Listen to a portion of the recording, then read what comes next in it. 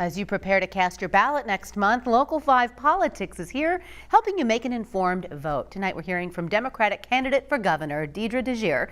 She shares what pushed her to run and why she thinks she's the best person to lead the state. Well, I just want to start with the basics, which is just if you can kind of talk to viewers about why you are running for Iowa governor. What led you to want to put your name in for this race? So I originally came to Iowa seeking an education. I went to Drake University. I was a broadcast news and politics major. And in coming to look for an education, what I really found was my home. You talk about the basics. I mean, we're home of the Iowa Basic Skills Test, and we're good about the basics, but unfortunately right now we're not. We're taking monumental steps back related to education, healthcare and mental health care access, our environment, our economy, and we know as we're taking these steps back as Iowans, we know we're capable of doing more, of actually moving forward. And I'm running because I want to lead the way. As Iowans are as visionary as we would like them to be, it's important that they have leadership that recognizes their vision and is willing to steward that along so that we can see a brighter future for our state.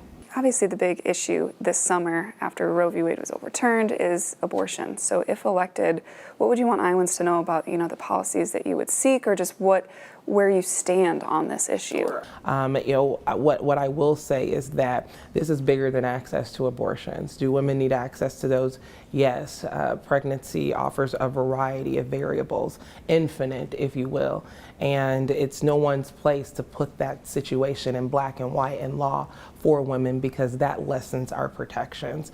But what we should be focused on is not only access to abortions, but access to routine reproductive health care. And so we're seeing a great deal of challenges related to access. We're also seeing increasingly amongst communities of color, women are dying at birth, and their babies are dying as well. And so we need access so that women actually have the opportunity at the moment in which they make a decision for their best interest related to their health, that they actually have a doctor's appointment that's available or a system that can meet their needs. And so this is much, much larger, and we've got to think about it that way. You say it's time to fully fund the education system, every level, including universal pre-K, childcare, affordable colleges, trade programs, and providing, that equitable pay and benefit for teachers.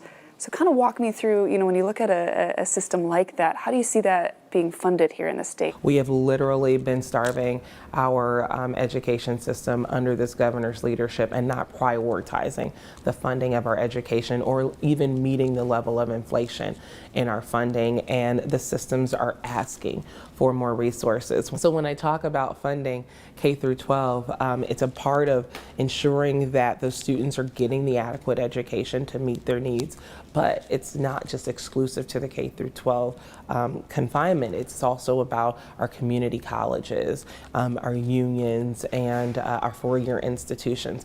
Pathways for them to be able to educate our students should be made available too. I don't want these entities to be competing for dollars for our students. I want the pathway to exist so that we're funding our system, but also prioritizing the students' needs first and foremost. And in the same vein with education, I know a big focus this last session was on books within schools and, whether that was removing them, censoring them. If elected governor, how you'd approach that topic or that type of legislation? That was merely a distraction and a political ploy. We know that more than 500,000 of our students need the undivided attention of our current governor because our system is failing, and it's failing under her leadership because of her lack of fortitude to move this state forward.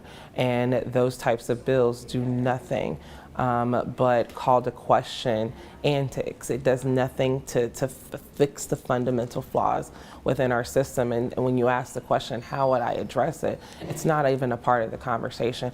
Anything that you would like to, leave with Iowans, for when they come out in November? We have an opportunity in this election cycle for Iowans to choose who they believe will best represent their values, who will put them first and foremost.